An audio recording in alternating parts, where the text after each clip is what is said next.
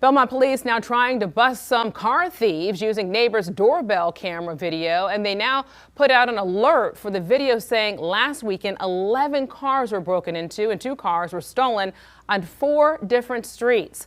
Queen City News anchor Robin Kennedy live at the Belmont Police Department. So Robin, do police have any leads at this point? Yes, they do, Alicia, and that's the good news. Investigators say they were able to get some help from one of the neighbors' doorbell cameras, but they're still trying to figure out who broke into the cars while the neighbors were nearby.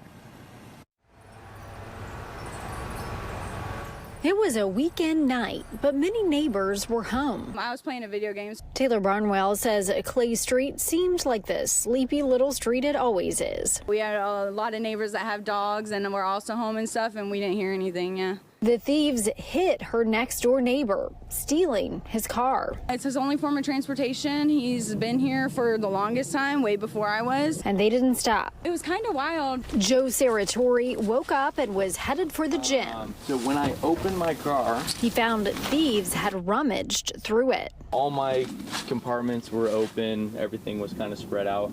Police say 11 cars were broken into and 2 more stolen last Saturday and Sunday nights. It kind of just made me a little bit more anxious, especially with having a daughter in the house and stuff. The thefts happened on 4 different streets: Clay, Mingus, Todd, and Reed Streets in Belmont. They could have easily came in here and taken my golf clubs or my bats or anything, but nothing was taken. Joe says he's lucky.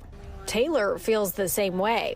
She got a flat tire, so the thieves didn't want her car. I guess that deterred them away from taking our vehicles or jumping in our vehicles, so I'm glad I got in that, hit that pothole Friday afternoon. But Joe says luck only gets you so far. I definitely need to start locking my car and stop leaving stuff in there. Police are working to get doorbell camera video to identify the thieves. Hopefully it gives a little alarm for everyone around the neighborhood to stay on the lookout and keep safe.